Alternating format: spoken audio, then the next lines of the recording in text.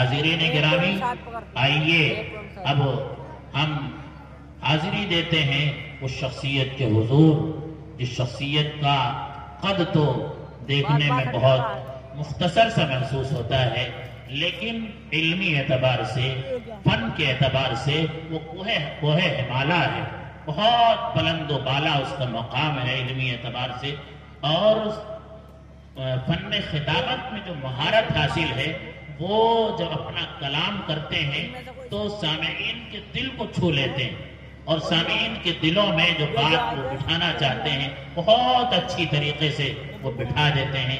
افہام و تفہیم کا جو ملکہ ان کو حاصل ہے، ہم نے دیکھا ہے دارالعلوم دیوبند میں حضرت مولانا مجیب اللہ صاحب گونڈوی دامت برکاتہم کو، وہ شرح عقائد کا ایک کتاب ہے، شرح عقائد بہت مشکل کتاب ہے، اس کو بہت آسانی کے ساتھ طلبہ کے سامنے حل کر دیا کرتے تھے، اور میں دیکھتا ہوں حضرت والا کو کہ وہ بھی جب کوئی مسئلہ لے کے بیٹھتے ہیں، کوئی بات سمجھانا چاہتے ہیں تو انتہائی سہل انداز میں سمجھا دیتے ہیں۔ ان کے مخاطب جو بھی ہوں، عوام ہیں اس کے اعتبار سے گفتگو کرتے ہیں، اگر خواص ہیں تو ان کے اعتبار سے گفتگو کرتے ہیں، اسی کو جو ہے خطیب کہا جاتا ہے۔ ایسے ہی مقرر ہر جگہ کامیاب ہوتے ہیں۔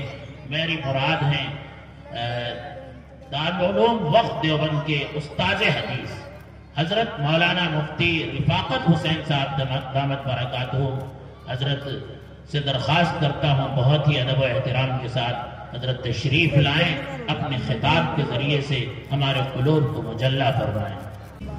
ان الحمد للہ نحمده ونستعینه ونستغفره ونؤمن به ونتوکل علیہ ونعوذ باللہ من شرور انفسنا ومن سیئات اعمالنا من يهده الله فلا مضل له ومن يضلل فلا هادي له ونشهد ان لا اله الا الله وحده لا شريك له ونشهد ان سيدنا ومولانا محمدا عبده ورسوله صلى الله عليه وعلى آله وصحبه وبارك وسلم تسليما كثيرا،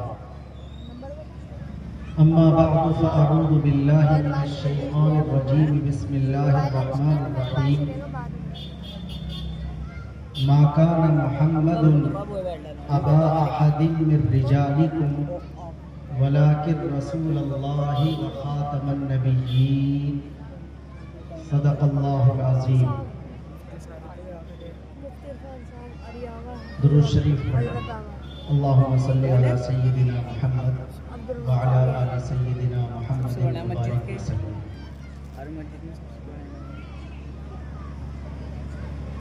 یہاں اسٹیج پر تشریف فرما صدر نشین مجلس دامت برکاتہم اور بہت احترام و عظمت کے قابل موقر حضرات علماء کرام، خاص طور سے اگر میں نام ذکر کروں تو میرے استاذ محترم حضرت مولانا غیاث الدین صاحب دامت برکاتہم، صدر المدرسین مدرسہ اسلامیہ عربیہ معارف القرآن مجھاری، حضرت والا دامت برکاتہم نے یہاں تشریف رکھتے ہیں، اور نہایت محبتوں کے قابل بزرگ اور بھائی، مدرسے کا جلسہ ہے اور غالباً دستار بندی تو ہوگی، ایسے موقع سے کئی مرتبہ ماحول کی بھی مناسبت ہوتی ہے اور جی چاہتا ہے کہ کچھ پڑھنے پڑھانے کی بات کی جائے، لیکن پہلے سے بھی ذہن میں کچھ الگ انداز کی بات چل رہی تھی آپ سے کرنے کے لیے، اور ابھی تازہ ایک نعت سن لی، اس نعت پر رفیق محترم مفتی صاحب دامت برکاتہم کا پیغمبر علیہ السلام کے تعلق سے ایک تبصرہ بھی سن لیا، تو کچھ ذہن میں اس قسم کی بات آئی کہ میں یہی بات کیے لیتا ہوں تھوڑی سی پیغمبر علیہ السلام کی، یعنی یہ کہ ہم پر اپنے نبی کے کیا حق ہیں، ان میں سے ایک دو حق میں بیان کروں، اور اس کے بعد اس حق کی ادائیگی کس صورت میں ہماری طرف سے ہو سکتی ہے، اس کے لیے 2 مثالیں پیش کروں گا اور انشاءاللہ میری بات مکمل ہوگی۔ تو یہ بھی آپ ذرا غور سے سن لیجیے، میرا یہ طرز ہے بات کرنے کا کہ میں یہ بتلا دیتا ہوں عام طور پر پہلے کہ میں کیا بات کروں۔ تو نمبر 1 میں پیغمبر علیہ السلام کے 2-3 حق بیان کروں گا۔ حقوق تو بہت سارے ہوتے ہیں، جیسے ماں باپ کے بہت سارے حق ہیں، اولاد کے بہت سارے حق ہیں، رشتہ داروں کے بہت سارے حق ہیں، ہم پر اللہ کے بہت سارے حق ہیں، رسول اللہ کے بہت سارے حق ہیں۔ لیکن آج کی اس مجلس میں ظاہر ہے میں 2-3 حق بیان کرتا ہوں۔ اس کے بیان کرنے کے بعد کیسے ہم ادا کر سکتے ہیں، اس کے لیے 2 مثالیں پیش کروں گا اور اس کے بعد میری بات مکمل ہوگی۔ تو بات تو میں یہ کروں اور بات کرنے کا میں ارادہ کر رہا ہوں 10 بجے۔ دعا کیجیے اللہ پاک مجھے صحیح کہنے کی توفیق دے اور ہم سب کو سمجھ کر عمل کی توفیق محمد دے۔ بزرگوں اب ذرا غور سے سنیں، ہم سب جانتے ہیں کہ ہم مسلمان ہیں۔ دیکھنے میں سب انسان ایک ہی جیسے لگتے ہیں، سب آدم اور حوا کی اولاد ہیں، سب اپنے قد و قامت کے اعتبار سے، اپنے ناک نقشے کے اعتبار سے، اپنے ہاتھ پیر کے اعتبار سے سب ایک ہی جیسے ہیں۔ پھر اگر کسی کو ان تمام انسانوں میں سے الگ کر کے مسلمان کہا جاتا ہے تو یہ ہمیں سوچنا تو چاہیے کہ جب ہم دیکھنے میں سب کے جیسے ہیں تو وہ کون سی چیز ہے جس کی وجہ سے ہم مسلمان ہیں؟ کوئی تو ہوگی نا وہ چیز، ظاہر میں تو نہیں لگ رہی۔ بہت غور سے سنیے گا پھر، جب ہم سب دیکھنے میں ایک جیسے ہیں، پھر اگر ہمیں سب سے الگ کر کے مسلمان کہا جا رہا ہے یا ہم خود بھی اپنے آپ کو مسلمان سمجھ رہے ہیں تو ہمیں تھوڑا ٹائم لگا کر، دماغ لگا کر تھوڑا کبھی کبھی سوچنا تو چاہیے کہ وہ کون سی چیز ہمارے اندر ایسی داخل ہو گئی جس کی وجہ سے ہم مسلمان۔ کوئی بیس ہوگی، کوئی بنیاد ہوگی، کوئی خصوصیت ہوگی کہ جب وہ کسی انسان کے اندر آ جائے تو وہ مسلمان ہو جاتا ہے، اور کوئی نہ کوئی چیزیں ایسی ہوتی ہوں گی کہ اگر وہ اس میں سے نکل جائے تو مسلمان ہے۔ کیسے پہچانا جائے، کس علامت سے جانا جائے کہ یہ بندہ وہ ہے جسے مسلمان کہنا چاہیے، اور کیسے جانا جائے، پتہ چل جائے کہ اب یہ بندہ وہ نہیں رہا جسے مسلمان کہنا چاہیے بلکہ یہ گھر واپس ہو گیا۔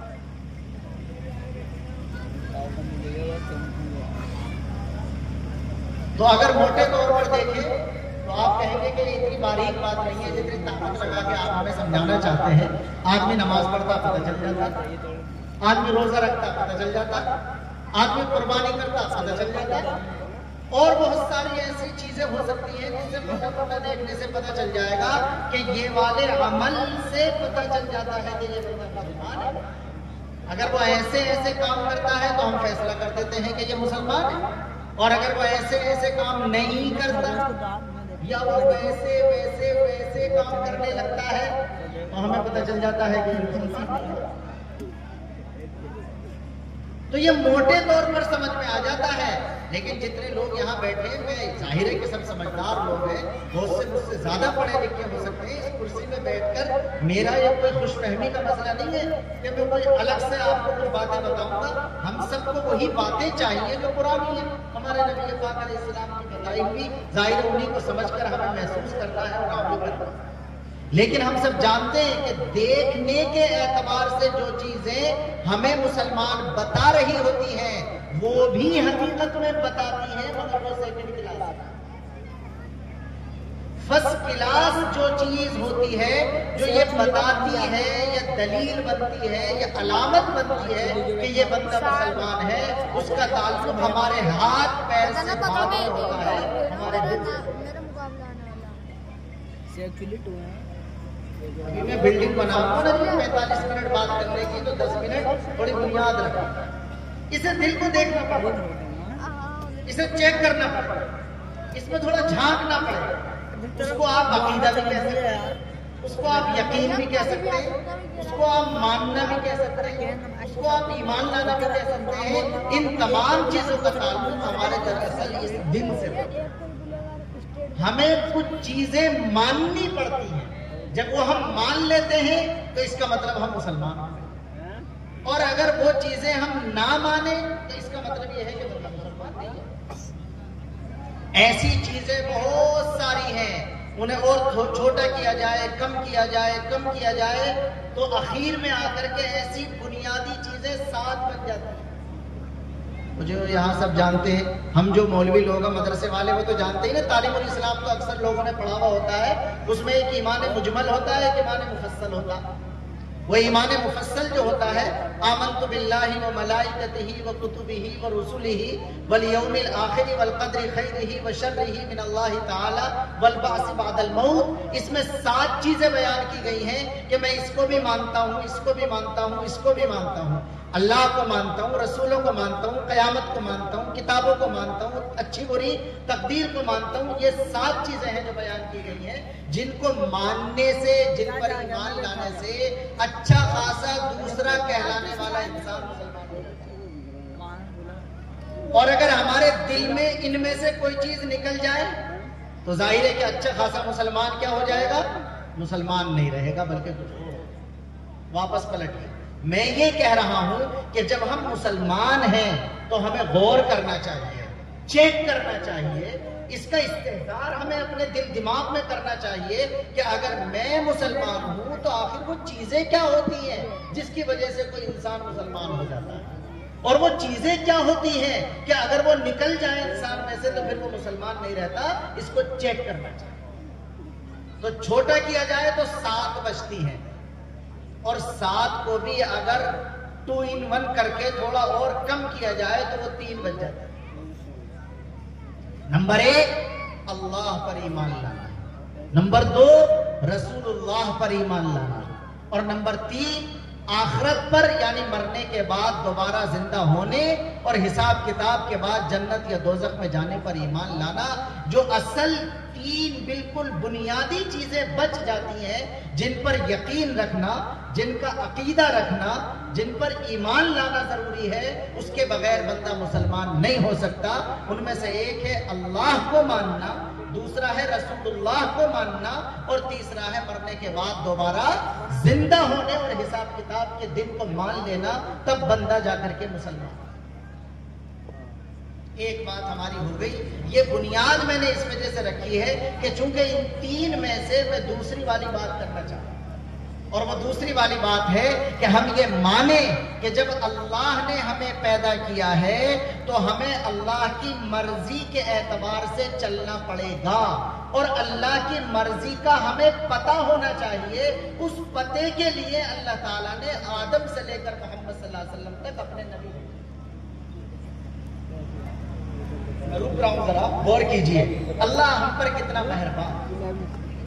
اللہ تعالیٰ اگر ایک بھی نبی نہ بھیجتا، یہ علماء موجود ہیں ان سے پوچھ لیے گا، اور بات قانون کی کتابوں میں لکھا ہے کہ اگر اللہ تعالیٰ ایک بھی نبی نہ بھیجتا تب بھی اپنی عقل سے سمجھ کر ہمارے لیے اللہ پر ایمان لانا فرض ہوتا، کیونکہ ہم پتھر نہیں ہیں، چونکہ ہم پیڑ پودے نہیں ہیں، چونکہ ہم حیوان گدھے گھوڑے نہیں ہیں، بلکہ ہم اشرف المخلوقات انسان ہیں۔ اللہ تعالیٰ نے انسان کو عقل دے کر کے پیدا کیا ہے۔ اگر ایک بھی نبی نہ آیا ہوتا تب بھی قانون میں یہ بات لکھی ہوئی ہے کہ اپنی عقل کو استعمال کر کے اللہ کو ماننا فرض ہے۔ اب ذرا سوچئے، آنکھ بند کر کے سوچئے، رات کو لیٹ کر سوچئے کہ میرا اللہ کتنا مہربان ہے کہ مجھے عقل بھی دے کر پیدا کیا، اور پھر بھی میرے کتنا انگلی پکڑ کر خیال رکھا کہ کہیں میرا یہ بندہ عقل کو ایسا ہو سکتا ہے کہ استعمال نہ کرے، بھول نہ جائے۔ اس وجہ سے میں نے اسے بار بار یاد دلانے کے لیے آدم سے لے کر محمد صلی اللہ علیہ وسلم تک اپنے نبی میں بھیجا۔ یہ دوسرا عقیدہ ہے جو کسی انسان کے مسلمان ہونے کے لیے ضروری ہے کہ ہم یہ مانیں کہ اللہ تعالیٰ نے اپنے بندوں تک اپنا پیغام اور میسج پہنچانے کے لیے کچھ خاص لوگوں کو منتخب کر لیا جن کو ہم انبیاء اور رسول ہیں۔ اب آتا ہے وہ ذکر جس کو میں اب کروں گا کہ ان میں آخری نبی ہیں جناب محمد الرسول اللہ صلی اللہ علیہ وسلم۔ اب ذرا اور چوکنا ہو جائے، رسول اللہ پر ایمان لایا جائے گا تو اب جو میں بیان کر رہا ہوں وہ 4 حق بیان کر رہا ہوں پیغمبر علیہ السلام۔ نمبر 1 حق ہم پر ہمارے نبی صلی اللہ علیہ وسلم کا ظاہر ہے کہ یہی ہے جو میں نے ابھی بیان کیا کہ ہم یہ مانیں کہ آمنہ اور عبداللہ کا لخت جگر در یتیم محمد ابن عبداللہ یہ اللہ کے پیغمبر، اللہ کے نبی اور اللہ کے رسول یہ ایمان لانا ضروری ہے۔ اگر یہی کوئی نہیں مانے گا، اسی پر ایمان نہیں لائے گا تو ظاہر ہے کہ وہ آپ سے پہلے چاہے سارے نبیوں کو مانتا آ رہا ہو لیکن وہ اب اللہ کی فہرست میں ایمان والا نہیں کہنا۔ آخری نبی جناب رسول اللہ صلی اللہ علیہ وسلم جب تشریف لے آئے تو آپ نے فرمایا لو کان موسیٰ حیا ما وسعہ الا اتباعی او کما قال علیہ السلام۔ اللہ کے نبی نے بتایا کہ میرے آنے کے بعد اب اگر دوبارہ موسیٰ بھی دنیا میں آ جائے تو انہیں بھی مجھے ہی ماننا پڑے گا، تب جا کر کے ان کا ایمان ہوگا۔ جو میں کہہ رہا ہوں وہ بھی سمجھیے اور جو ہے میں نہیں کہہ رہا، چلو کہے دے رہا ہوں۔ جب موسیٰ علیہ السلام کا نام لے کر اللہ تعالیٰ نے بتا دیا کہ موسیٰ بھی اگر آ جائیں گے تو انہیں مجھے ہی ماننا پڑے گا، تو جو قوم آج دنیا کے نقشے پر ہے اور موسیٰ کو مانتی ہے وہ تو بدرجہ اولا اس بات کی پابند ہے کہ آخرت میں نجات اسے اس کے بغیر نہیں ملے گی کہ وہ جناب محمد الرسول اللہ صلی اللہ علیہ وسلم پر ایمان آئے۔ دوسرے بڑے نبی حضرت عیسیٰ علیہ السلام، ان کے بارے میں تو باقاعدہ قرآن نے اور پیغمبر نے ہمیں بتلا رکھی ہے یہ بات کہ آپ اخیر زمانے میں دجال کا مقابلہ کرنے کے لیے آئیں گے، اور جب حضرت عیسیٰ علیہ السلام تشریف لائیں گے تو وہ اپنے قانون کے اعتبار سے نہیں بلکہ جناب رسول اللہ صلی اللہ علیہ وسلم کے قانون کے اعتبار سے فتوے دیں گے اور فیصلہ کریں گے۔ اس کا مطلب یہ ہے کہ پیغمبر پر ایمان لانا مسلمان ہونے کے لیے یہ بنیادی عقیدہ اور فرض ہے، اس کے بغیر کوئی شخص مومن اور مسلمان نہیں۔ تو پہلا حق یہ ہے کہ ہم یہ مانیں کہ جناب رسول اللہ صلی اللہ علیہ وسلم ہمارے ساری کائنات کے انبیاء کے نہ تو مکان اور زمین کے اعتبار سے آپ کی نبوت کی کوئی حد ہے اور نہ ٹائم کے اعتبار سے جناب رسول اللہ صلی اللہ علیہ وسلم کی نبوت کی کوئی حد ہے۔ آپ آ گئے تو اب ٹائم آپ کی نبوت کا قیامت تک ہے، آپ آ گئے تو اب آپ کی نبوت ایشیا، امریکہ، افریقہ، بر صغیر جہاں جہاں بھی دنیا میں کوئی انسان پایا جاتا ہے اس سب کے نبی بنیں گے جناب محمد رسول اللہ صلی اللہ علیہ وسلم۔ ایک حق ہو گیا اور وہ یہ ہے کہ ہم یہ مانیں کہ جناب رسول اللہ صلی اللہ علیہ وسلم اللہ کے رسول ہیں۔ دوسرا حق بزرگوں، جتنا میں آگے بڑھ رہا ہوں اتنا زیادہ توجہ رکھنا۔ دوسرا حق یہ ہے ہم پر ہمارے نبی کا کہ ہم جیسے یہ مانتے ہیں کہ آپ اللہ کے رسول ہیں ویسے ہی یہ بھی مانیں کہ آپ آخری رسول ہیں۔ 30 منٹ 30 سیکنڈ یہ بھی حق ہے۔ اگر کوئی رسول تو مانے لیکن آخری نہ مانے بلکہ وہ یہ سمجھے کہ ان کے بعد بھی کوئی اور رسول آ سکتا ہے تو وہ چاہے کتنا ہی ایفیڈیوٹ لگا دے، حلفیہ بیان لگا دے کہ میں محمد صلی اللہ علیہ وسلم کو رسول مانتا ہوں، لیکن وہ رسول کو ماننے والا نہیں کہلائے گا بلکہ وہ ہمیشہ کے اعتبار سے کافر قرار پائے گا، منکر قرار پائے گا۔ یہ بھی ماننا پڑے گا کہ جناب رسول اللہ صلی اللہ علیہ وسلم آخری رسول۔ میں یہ بات کیوں کر رہا ہوں کہ کچھ لوگ اس عقیدے کے خلاف کھل کر آتے ہیں جیسا قادیانی آتے ہیں، اور آج کے زمانے میں کچھ لوگ اس عقیدے کے خلاف چھپ کر آتے ہیں۔ وہ سامنے سے نہیں کہیں گے، اس لیے کہ مسلمانوں سے اگر سامنے سے وہ کہیں گے کہ صاحب حضور آخری نبی نہیں ہے تو پھر وہ مسلمان ان کی بات نہیں سنے گا، بلکہ وہ چور دروازے سے آئیں گے، کبھی کوئی نام رکھ کر آئیں گے، کبھی کوئی دوسرا نام رکھ کر آئیں گے، اور کبھی بتائیں گے کہ بہت پرانا ہو گیا وہ قانون جو 1400 سال پہلے محمد صلی اللہ علیہ وسلم لے کر آئے تھے، تو اب نئے مسائل کو حل کرنے کے لیے کسی نئے قانون کی ضرورت ہے اور نئی ہدایت چاہیے اللہ کی طرف سے۔ تو اس طرح مسلمانوں کے دل کے اس عقیدے کو کہ آخری نبی جناب رسول اللہ صلی اللہ علیہ وسلم ہے، اس کو کمزور کریں۔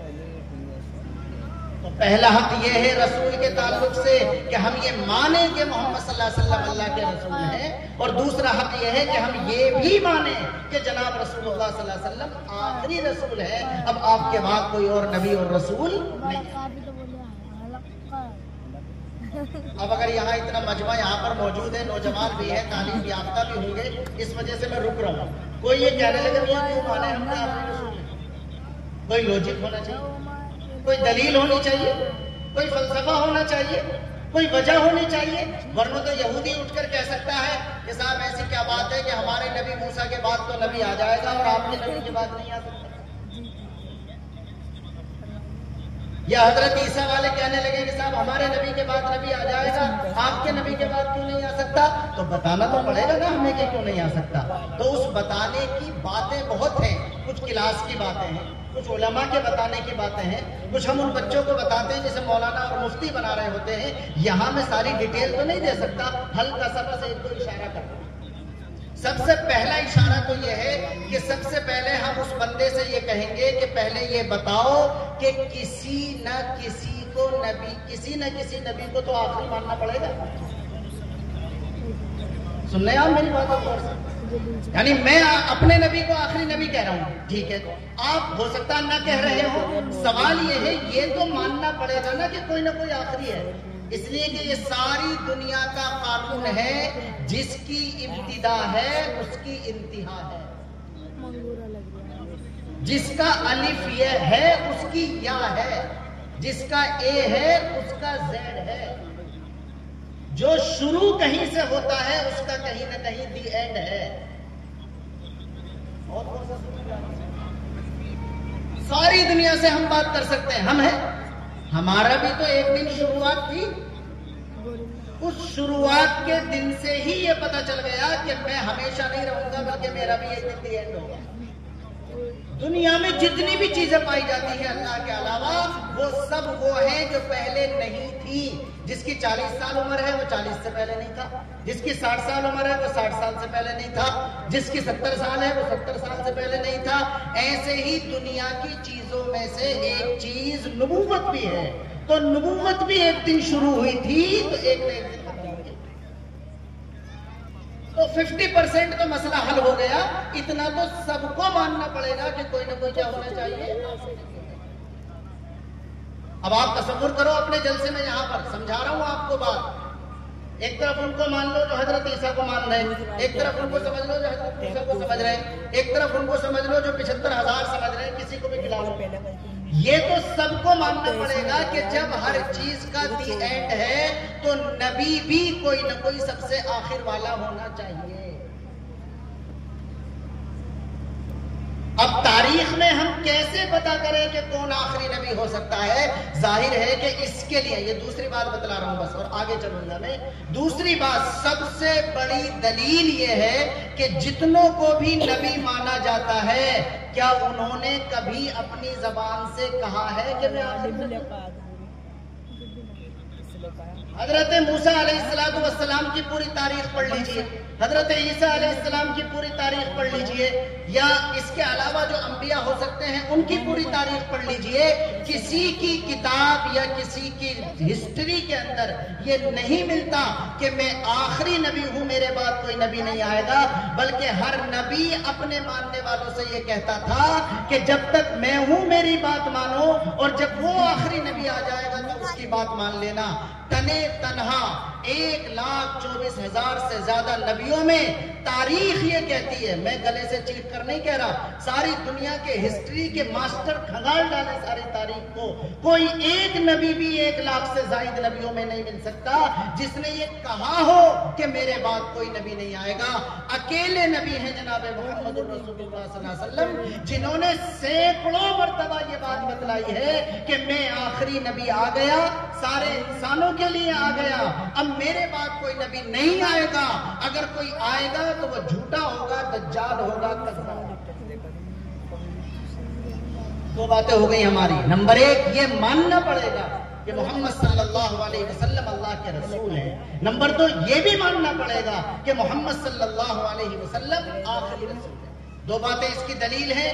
اتنا ماننا پڑے گا کہ کوئی نہ کوئی آخری نبی ہو، پھر اسے ماننا پڑے گا جو خود بتائے کہ میں آخری نبی ہوں۔ ساری دنیا کے سامنے کھلی کتاب ہے، وہ بتلا دے کسی اور نبی نے کہا ہو میں آخری نبی ہوں تو ہم بھی پڑھ لیں۔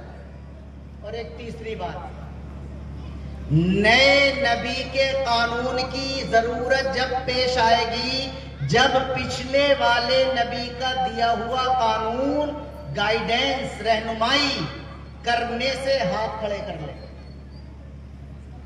یعنی اگر کسی جگہ ہمیں رہنمائی کی ضرورت ہے، کھیت میں رہنمائی کی ضرورت ہے، دکان پر رہنمائی کی ضرورت ہے، نماز میں رہنمائی کی ضرورت ہے، قربانی میں رہنمائی کی ضرورت ہے، ہوائی جہاز میں رہنمائی کی ضرورت ہے، اوپر چاند پر جا رہے ہیں وہاں پر رہنمائی کی ضرورت ہے، نیچے تہخانوں میں جا رہے ہیں وہاں رہنمائی کی ضرورت ہے، اگر پچھلے نبی کا دیا ہوا قانون رہنمائی کرنے کی طاقت میں نہ رہے تو ظاہر ہے کہ دوسرا نبی لے آؤ۔ اور ہم باقاعدہ کھلے دل سے کہتے ہیں ہمارے نبی کو آئے ہوئے 1400 سال سے زیادہ کا عرصہ ہو گیا کہ ان 1400 سال میں دنیا کہاں سے کہاں پہنچ گئی۔ آج 2025 میں ہمارا کوئی مسلمان بھائی اپنی زندگی میں جس سچویشن میں ہو اور ہم سے وہ سوال کرے، ہم اس کے ہر سوال کا حل اسی قانون کے ذریعے سے کرنے پر قادر ہیں انشاءاللہ، جو قانون جناب رسول اللہ صلی اللہ علیہ وسلم لے کر گئے۔ آج تک تو کوئی لوگ پوچھتے ہیں کہ جی ناسا کمپنی کے خلاباز اوپر چلے گئے، وہاں پتہ نہیں چلتا سحری کس ٹائم کریں، افطار کس ٹائم کریں، لا فتویٰ لکھ کر دیں ہم بتا دیں گے۔ جی وہاں تو اتنے دن سورج نکلتا، اتنے دن سورج نہیں نکلتا، نمازیں کیسے پڑھیں گے 24 گھنٹے کی، ہم سے پوچھ ہم بتا دیں گے کیسے۔ میں یہ بتلانا چاہ رہا ہوں، ڈیٹیل میں نہیں جا رہا۔ تیسرا پوائنٹ آپ کے سامنے رکھ رہا ہوں کہ اگر وہ قانون جو آیا تھا وہ فیل ہو گیا ہو تب تو چلو ٹھیک ہے آپ دوسرا قانون لے کر آ جاؤ، اور اگر وہ قانون آج بھی 1400 سال پہلے کی طرح انگلی پکڑ کر 100% آپ کی گائیڈنس کا کام کر رہا ہے تو پھر کون سی عقل کا یہ تقاضا ہے کہ یہ کہے کہ کوئی دوسرا قانون آ جانا چاہیے۔ پھر دوہرا یہ ماننا پڑے گا کہ پیغمبر محمد صلی اللہ علیہ وسلم اللہ کے رسول ہیں، یہ بھی ماننا پڑے گا کہ آخری رسول ہیں۔ اس کے لیے 3 باتیں بتائیں۔ نمبر 1، کسی نہ کسی کو تو آخری ماننا پڑے گا۔ نمبر 2، پھر کسے مانے؟ جس نے کہا ہو۔ اور نمبر 3، کیوں مانے؟ اس لیے کہ وہ قانون 1400 سال سے کام کر رہا ہے، آج بھی اسی طرح کام کر رہا ہے۔ اور اس کے لیے میں ایک لفظ بولا کرتا ہوں، دنیا کی ساری کتابیں تاریخ گزرنے کے بعد پرانی ہوتی ہیں، تنہا اکلوتی کتاب ہے پوری دنیا کے نقشے پر اللہ کی کتاب قرآن اور اللہ کے نبی صلی اللہ علیہ وسلم کی زندگی کا نمونہ۔ یہ تاریخ بدلنے سے، میرے لفظ پر غور کریں، تاریخ بدلنے سے نہ صرف یہ کہ پرانا نہیں ہوتا بلکہ تاریخ بدلنے سے ایٹومیٹک اور زیادہ نیا، لیٹسٹ اور اپڈیٹ ہوتا ہے۔ موبائل چلاتے ہیں نا، اپڈیٹ کرتے ہیں، نیا کرتے ہیں۔ قرآن اللہ کی کتاب اور اللہ کے نبی کی زندگی جو نبوت کی زندگی نمونہ ہے، اسے کلک کر کے بٹن دبا کر اپڈیٹ کرنے کی ضرورت پیش نہیں آتی۔ یہ اللہ کا کمپیوٹرائز سسٹم ہے کہ قرآن جتنا آگے بڑھتا چلا جائے گا ساری دنیا کی لکھی ہوئی کتابیں ایکسپائر ہو جائیں گی، آؤٹ آف ڈیٹ ہو جائیں گی، لیکن یہ جو آخری کتاب آئی ہے یہ وقت کے ساتھ ساتھ پرانی نہیں ہوگی بلکہ اور زیادہ نہیں ہوگی۔ کیسے بتاؤں آپ کو؟ میں کہہ رہا ہوں، میں آدھی بات کر کے جا رہا ہوں، پوچھتے رہیے گا، اس لیے کہ ہو سکتا ہے اب سے 100 سال پہلے جس شخص نے قرآن کریم کی تفسیر لکھی ہو اس نے کسی آیت کا مطلب سمجھایا ہو اور وہ اس طرح واضح نہ کر سکے ہوں۔ ان 100 سال میں اتنے علم اللہ تعالیٰ نے انسانوں کے ذریعے سے کھلوا دیے کہ شاید 100 سال پہلے والا مفسر اس آیت کو اتنا کلیئر کر کے نہ بتا سکا ہو جتنا آج کا مفسر بتلا رہا۔ میں نے آیت پڑھی تھی، یہی کوٹ کرتا ہوں میں۔ اللہ نے فرمایا ما کان محمد ابا احد من رجالکم ولکن رسول اللہ وخاتم النبیین۔ یہ جو دونوں حق میں نے بتائے وہ اسی آیت میں ہیں. اب ذرا غور کیجئے گا آیت پر.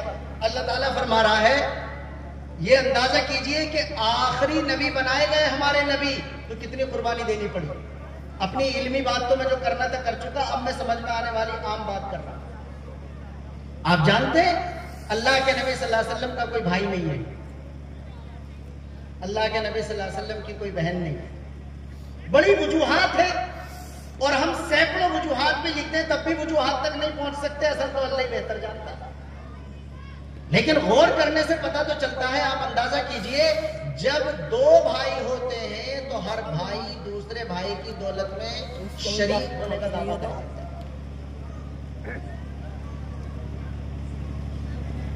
اللہ نے اپنے نبی سے اتنی قربانیاں لی, اتنی قربانیاں لی, اتنی قربانیاں لی تاکہ لوگوں کو سمجھ آ جائے کہ یہ آخری نبی ہے, ان کے ساتھ کوئی اور اس دولت میں شریک نہیں. اس کے بعد شادی ہو جاتی ہے, کئی بیویاں ہو جاتی ہیں, ایک بیوی سے اولاد بھی ہوتی ہے, 4 بیٹیاں ہوتی ہیں, بڑی بھی ہوتی ہیں, ان کے نکاح بھی ہوتے ہیں. بیٹے ہوتے ہیں مگر وہ بڑے ہی نہیں ہو پاتے, بچپن میں انتقال ہو جاتا ہے. اچھا آپ ذرا رک کر سوچو, اگر بڑے ہو جاتے تو کیا پتا وہ کہنے لگتے کہ ہمارے ابا نبی تھے تو ہم بھی نبی.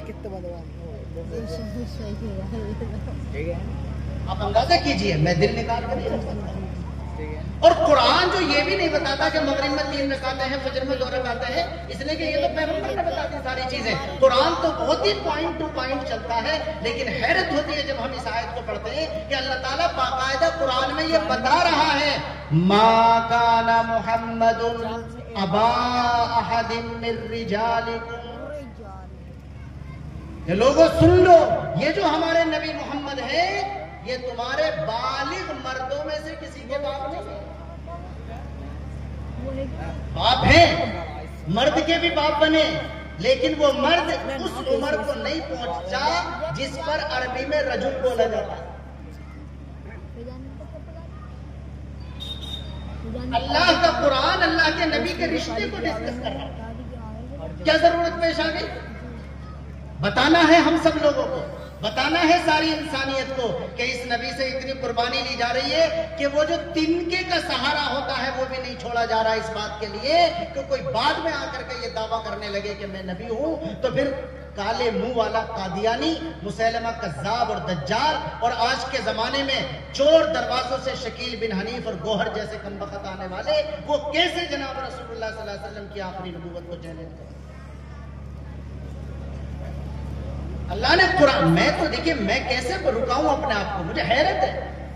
میں قرآن کا ایک طالب علم ہوں, ہم سب طالب علم ہیں قرآن کے.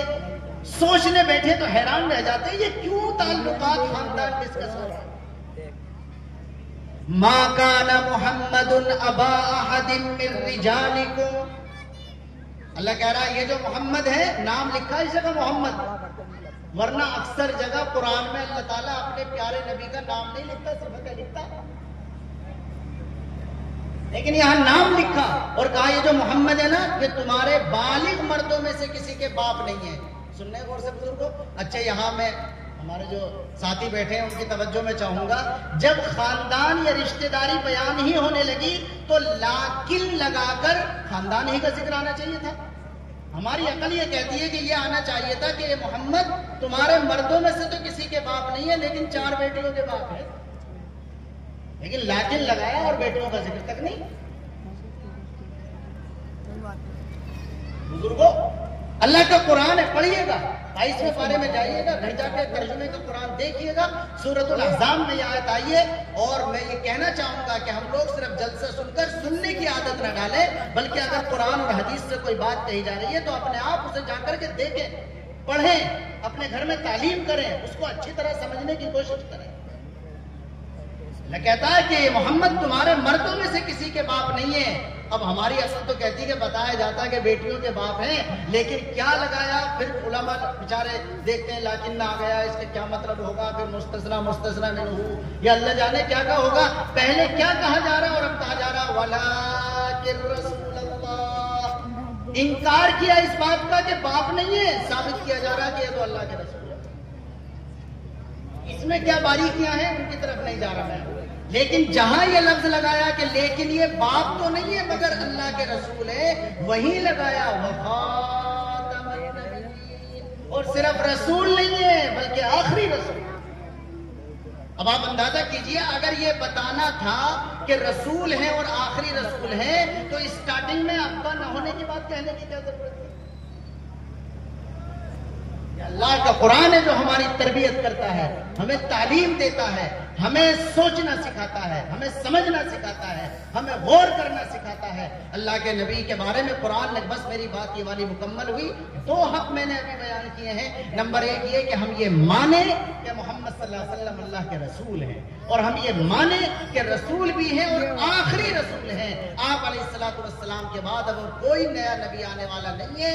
اس کی علمی دلیلیں بھی ہمارے پاس موجود ہیں اور سماجی اشارات بھی ہمارے پاس موجود ہیں، جو میں نے آپ کے سامنے ذکر کیا کہ اتنی بڑی قربانی لی کہ کوئی بھائی بہن بھی نہیں ہے، اتنی بڑی قربانی لی کہ بیٹا ہوا لیکن اس کو بڑا نہیں کیا گیا بلکہ بچپن میں اس کا انتقال ہو گیا، تاکہ شک بھی نہ پیدا ہو کہ کوئی اس آخری نبی کے بعد نبوت کے بارے میں سوچ سکے۔ تیسرا حق اب آسان ہو جائے گا۔ تیسرا حق یہ ہے کہ ہم اللہ کے نبی صلی اللہ علیہ وسلم کی اطاعت کریں۔ ایک حق ہے کہ رسالت کو مانیں، آخری رسول ہونا مانیں، اور تیسرا حق ہے کہ اطاعت کریں، اور چوتھا حق ہے کہ اتباع کریں۔ دونوں ملا دیے میں نے، بہت غور کرنا اس میں۔ ایک حق یہ بھی ہے کہ اطاعت کریں، اور ایک اور حق یہ بھی ہے کہ اتباع کریں۔ یہ دونوں لفظ عربی کے ہیں اور اردو میں بھی بولے جاتے ہیں اور تقریباً ایک ہی جیسے معنی کے لیے بولے جا رہے ہیں۔ کہتے ہیں فلاں بندہ بڑی اطاعت کرتا یعنی بات مانتا، فلاں بندہ بڑی اتباع کرتا یعنی بات مانتا۔ لیکن عربی زبان کے اعتبار سے جب آپ اس میں جائیں گے، چیک کریں گے، دیکھیں گے تو اس میں بعض لوگوں نے تھوڑا فرق لکھا ہے، اس کو ذرا توجہ سے سنیں۔ اطاعت کہا جاتا ہے کسی کو اپنا حاکم سمجھ کر اس کی بات ماننا، کسی کو اپنا حاکم سمجھ کر اس کی بات ماننا۔ کتنے واقعات ہیں، وہ مشہور واقعہ آپ نے پڑھا ہوگا کہ ایک منافق کی اور ایک یہودی کی لڑائی ہو گئی تھی، تو یہ دونوں اپنی لڑائی کی صلح کرانے کے لیے چلے گئے حضرت پیغمبر علیہ السلام کے پاس۔ پیغمبر علیہ السلام نے کیس سنا اور آپ نے دیکھا کہ یہودی ٹھیک کہہ رہا ہے، جبکہ آپ، وہ منافق تو کلمہ پڑھنے والا تھا نا، مسلمان کہلاتا تھا، لیکن آپ نے چیک کر کے کیس کو سمجھ کر یہودی کے حق میں فیصلہ کر دیا۔ لیکن وہ جو کلمہ پڑھنے والا تھا، جو دکھاوے کے لیے کلمہ پڑھتا تھا، اندر سے مسلمان نہیں تھا، اس نے یہ سوچا کہ یار یہ تو میرے خلاف فیصلہ ہو گیا، ایسا کروں میں اس سے یہ کہوں کہ حضرت عمر کے پاس چل رہے ہیں۔ اس کے دل میں یہ بات آئی کہ حضرت عمر بڑے کٹر مسلمان ہیں، وہ تو میرے ہی فیور میں کریں گے، جیسا آج کل چلتا۔ آج کل ابھی ہماری یوپی میں بھی الیکشن آئیں گے نا، گاؤں دیہاتوں میں بھی پکوڑے تلے جانے لگے۔ ہمارے یہاں کلچر ہی یہ بن گیا ہے کہ اپنی پارٹی والے کو سپورٹ کرنی ہے چاہے ظالم ہو، اپنی پارٹی والے کو سپورٹ۔ تو اس منافق کے ذہن میں یہ بات آئی کہ چلو حضرت عمر سے فیصلہ کرائیں گے، وہ تو میرا نام، مجھے مسلمان سمجھیں گے تو میرے ہی فیور میں فیصلہ کریں گے۔ چنانچہ دونوں چلے گئے حضرت عمر کے پاس۔ وہ تو باتوں باتوں میں یہودی نے، وہ محلے کا یہودی تھا، اس نے کہہ دیا کہ جی ویسے یہ لے آئے مجھے یہاں، ویسے تو حضور ہمارے بارے میں فیصلہ کر چکے، میرے بارے میں بتا دیا۔ حضرت عمر نے کہا اچھا ایسی بات ہے، حضور فیصلہ کر چکے کہ ہاں، کہ ابھی آ رہا ہوں۔ وہ اندر گئے اور لے کر آئے اپنی حساب کتاب کی چیز اور کر دیا کام اس کا، منافق نے گردن اڑا دی۔ سارے مدینے میں ہنگامہ ہو گیا۔ غور کرو، مدینے میں، اس لیے کہ جسے مارا وہ ظاہر میں کلمہ پڑھتا تھا، دیکھنے میں کلمہ پڑھتا تھا، اندر سے مسلمان نہیں تھا۔ تو اس کے محلے والوں نے ہنگامہ مچا دیا کہ عمر نے ایک مسلمان کو مار دیا، لہذا بدلہ لیا جانا چاہیے۔ اللہ کی طرف سے قرآن آیا، اللہ نے فرمایا فَلَا وَرَبِّكَ لَا يُؤْمِنُونَ حَتَّى يُحَكِّمُوكَ فِي مَا شَجَرَ بَيْنَهُمْ ثُمَّ لَا يَجِدُوا فِي أَنفُسِهِمْ حَرَجًا مِّمَّا قَضَيْتَ وَيُسَلِّمُوا تَسْلِيمًا۔ یہ آیت بھی عجیب و غریب ہے، گھر جا کے اس کا بھی ترجمہ دیکھ لینا، اب اتنا وقت ہے۔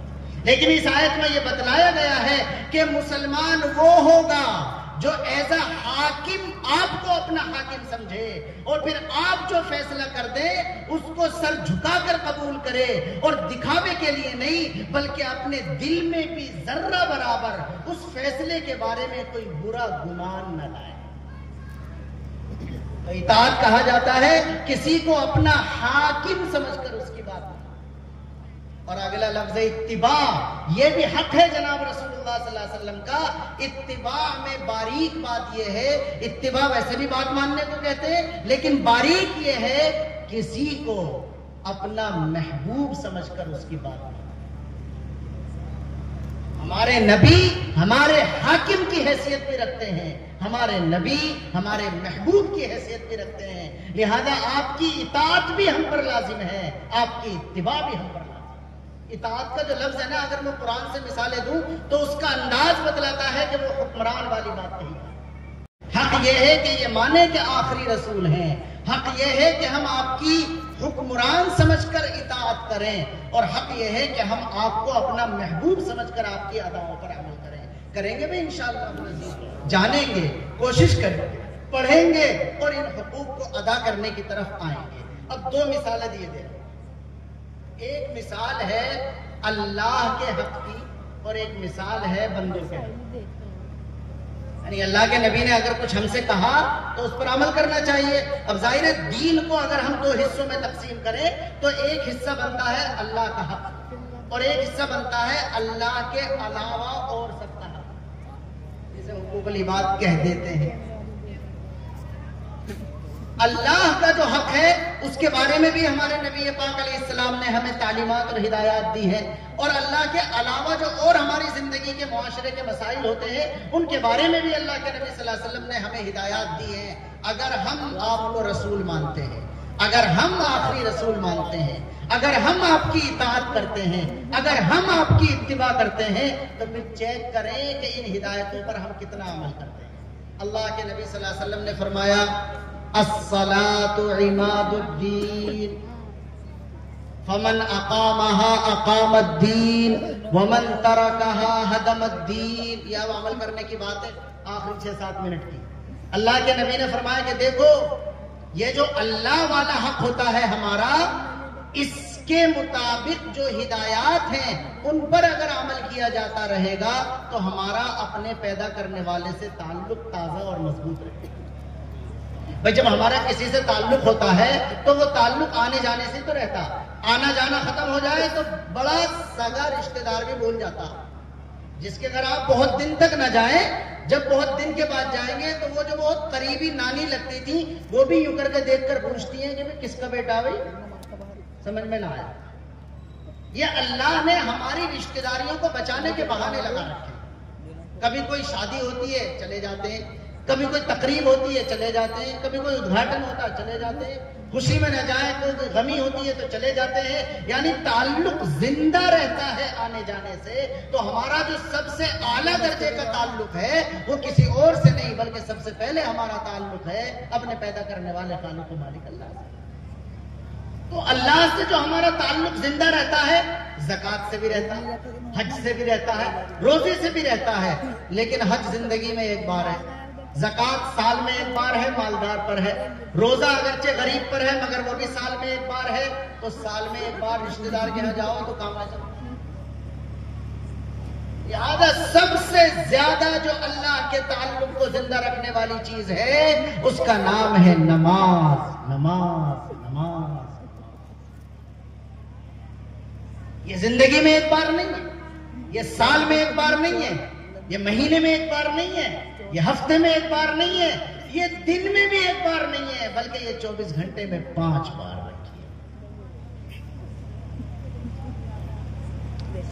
اور حدیثوں میں آتا ہے کہ جب بندہ سجدہ کرتا ہے تو سجدے کی حالت میں اپنے اللہ کے اتنا قریب ہوتا ہے کہ کسی اور حالت میں ہوتا ہی نہیں.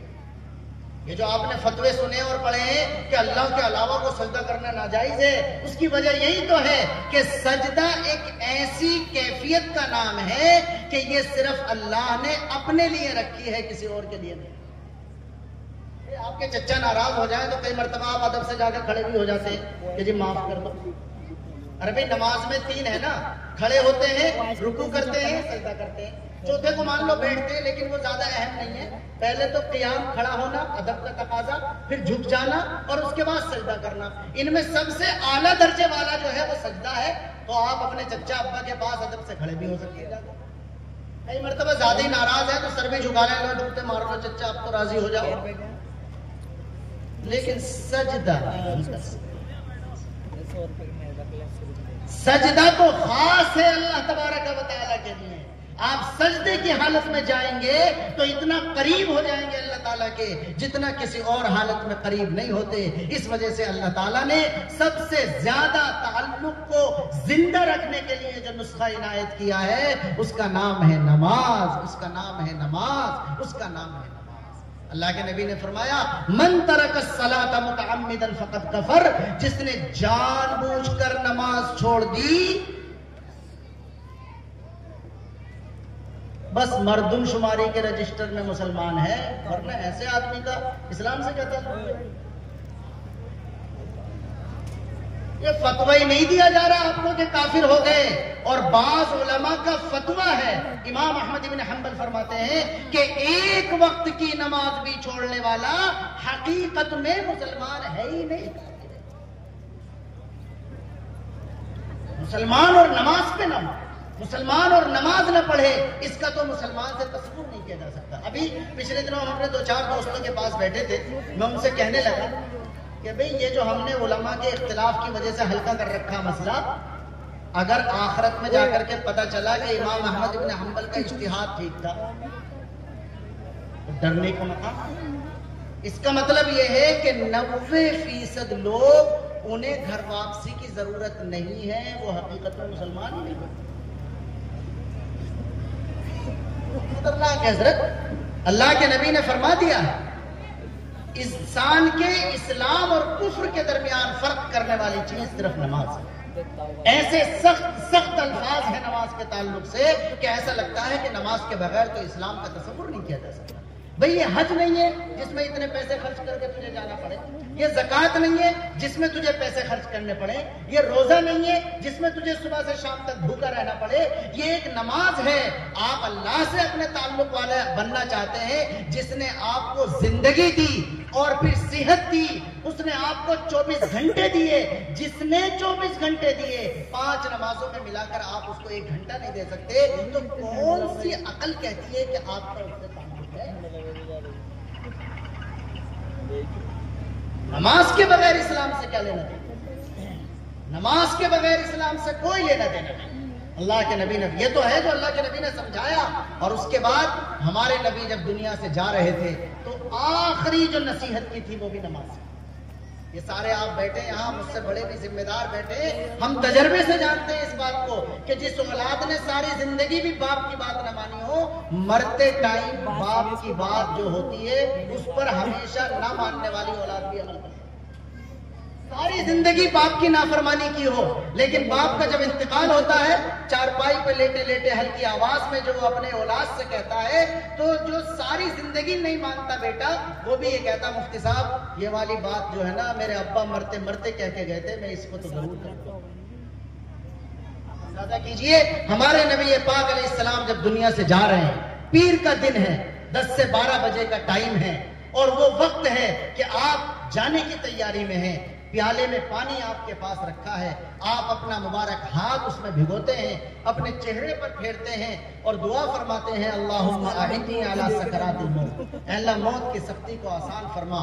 آپ کی آواز مدھم ہو رہی ہے، قریب میں موجود جو لوگ ہیں کان لگا کر کے سن رہے ہیں، تو آواز آتی ہے الصلاۃ الصلاۃ وما ملکت ایمانکم، کہ میری امت نماز نہ چھوڑے، میری امت نماز نہ چھوڑنا، اور غلاموں کا اور باندیوں کا، سماج کے دبے کچلوں کا خیال رکھنا. یہ آخری نصیحت ہے جو دنیا سے جاتے ہوئے جناب رسول اللہ صلی اللہ علیہ وسلم نے اپنی ساری امت کو کی ہے. روایتوں سے پتہ چلتا ہے اس کے بعد آپ کی زبان سے کچھ نہیں سنا گیا، صرف ایک آواز آئی اللہم الرفیق الاعلی، اے اللہ اب مجھے اپنے پاس بلا لے اور آپ دنیا سے. یہ ہے جو اخیر میں جناب رسول اللہ صلی اللہ علیہ وسلم نے نصیحت کی ہے نماز کے تعلق سے. ہم سب دیکھ لیں، اپنے گریبان میں جھانک لیں، اپنے بچوں کی تربیت کے اعتبار سے دیکھ لیں، اپنے گھر اور محلے میں دیکھ لیں کہ ہم جو نبی پاک علیہ السلام سے محبت اور عقیدت کا اظہار کرتے ہیں، آپ کے حقوق کو ادا کرنے کے لیے جس اطاعت، جس فرما برداری اور جس اتباع کی بات کہی جا رہی ہے، اس میں نماز جیسے حکم پر ہم کتنا آخری بات، اب دوسری بات نہیں کہوں گا، بس ایک ہی بات پر بات ختم کر رہا ہوں، اور آخری یہ ہے کہ میں ایک ٹیسٹ بتا رہا ہوں، ٹیسٹ جیسے ہم چیک کرتے ہیں نا بخار کتنا ہے، بھولا کتنا ہے، بلڈ کیسا ہو رہا ہے، تھائرائیڈ کتنا ہے، فلاں فلاں، تو ایک نسخہ بتلا رہا ہوں۔ اگر ہم یہ چیک کرنا چاہتے ہیں اپنے آپ کو، ماں باپ گھر کے ذمہ دار، کہ وہ ایک مسلمان باپ کی حیثیت سے اپنے بچوں کی تربیت صحیح اسلامی اور نماز کے اصول پر کر رہا ہے، تو میں ایک چیک بتلا رہا ہوں، ہاتھ کسی کا نہیں اٹھاؤں، یہ ہر آدمی دیکھے کہ میری تربیت میں، میرے گھر میں میری اولاد جو پرورش پا کر بڑی ہو رہی ہے وہ مجھ سے ڈرتی ہوگی، تو یہ سوچے کہ وہ کس بات پر ڈرتی ہے۔ اگر آپ کا بیٹا آپ سے ڈرتا ہے کہ اگر دکان پہ نہیں بیٹھوں گا تو ابا ماریں گے، مجھے بھیجا ہے بجنور کو یہ کام کر کے نہیں لاؤں گا تو ابا ماریں گے، کھیت میں جانے کے لیے کہا ہے یہ کام کر کے نہیں لاؤں گا تو ابا ناراض ہو جائیں گے، ان کا غصہ برداشت نہیں ہوگا۔ میں یہ نہیں کہہ رہا، میں نافرمان نہیں بنا رہا اولاد کو، میں کہہ رہا ہوں بہت اچھی بات ہے، کنٹرول رکھنا چاہیے، سختی کرنی چاہیے، یقیناً ہمارے بچوں کو ہمارا تھوڑا سا روب داب ہونا چاہیے، لیکن اگر وہ دکان پہ نہ بیٹھے تو ڈرے، اگر وہ کام کر کے نہ لائے تو ڈرے، اگر وہ کھیت پہ نہ جائے تو ڈرے، اور وہ نماز چھوڑ دے اور نہ ڈرے تو چاہے آپ سونے کا لقمہ کھلا دیں، لیکن میں بالکل واضح کہتا ہوں کہ آپ ایک مسلمان باپ کی ذمہ داری ادا نہیں کر رہے۔ آپ کے گھر میں آپ کے بچے کو سب سے زیادہ خوف اس کا ہونا چاہیے کہ میرا ابا میرا بڑے سے بڑا غلطی کو معاف کر سکتا ہے، لیکن اگر میں نے نماز چھوڑ دی تو ابا کا غصہ برداشت نہیں ہوگا۔ اگر یہ والی کیفیت آپ کی اور آپ کے گھر کی ہے تو مبارکباد قبول کیجئے کہ آپ پیغمبر علیہ السلام کی ترتیب پر اپنی اولاد کی تربیت کریں۔ آپ لوگوں کو، بچوں کو مارنے میں کوئی حرج نہیں، لیکن اللہ کے نبی نے مارنے ہی کا لفظ اگر کسی چیز کے لیے استعمال کیا ہے تو وہ نماز۔ آپ علیہ السلام سے زیادہ رحم دل کون ہے؟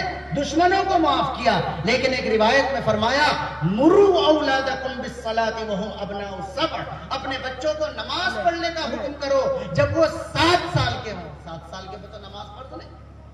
پھر فرمایا وَضْرِبُوهُمْ عَلَيْهَا وَهُمْ أَبْنَاءُ عَشْرٍ، اور اگر وہ نماز نہ پڑھے تو ان کو سزا دو جب وہ 10 سال کے ہو جائیں۔ نہ 7 سال کے پہ نماز فرض ہے، نہ 10 سال کے پہ نماز فرض ہے۔ یہ نبی جس سے زیادہ رحم دل کوئی انسان دنیا میں نہیں آیا، وہ 10 سال کے کم عمر بچے کو مارنے کے لیے کہہ رہا ہے اگر وہ نماز نہیں پڑھ رہا تو سوچو تو صحیح، دل پر ہاتھ رکھ کر نماز کے میری بات مکمل ہو گئی۔ 2 مثالیں دینے کا ارادہ تھا، ایک حقوق العباد کی بھی دیتا لیکن حقوق اللہ کی کافی ہے۔ دعا کیجیے اللہ پاک ہم سب کے اس اجتماع کو قبول فرمائے اور اس مدرسے کو اپنی بارگاہ میں قبول فرمائے۔ اس مدرسے کی برکت سے تعلیم و تعلم کی بات بھی بہت زیادہ کرتے رہتے ہیں، آج ہمارے دل میں یہ والی بات آئی تو یہ والی کر لی۔ اللہ تعالیٰ خیر کی باتیں ہیں تو ان کو سمجھ کر عمل کی توفیق دے، جلد بازی میں جذبے کی شدت میں کوئی کمزور بات میری زبان سے نکل گئی ہو تو اللہ تعالیٰ اس کے بارے میں معاف فرمائے۔ وآخر دعوانا ان الحمدللہ۔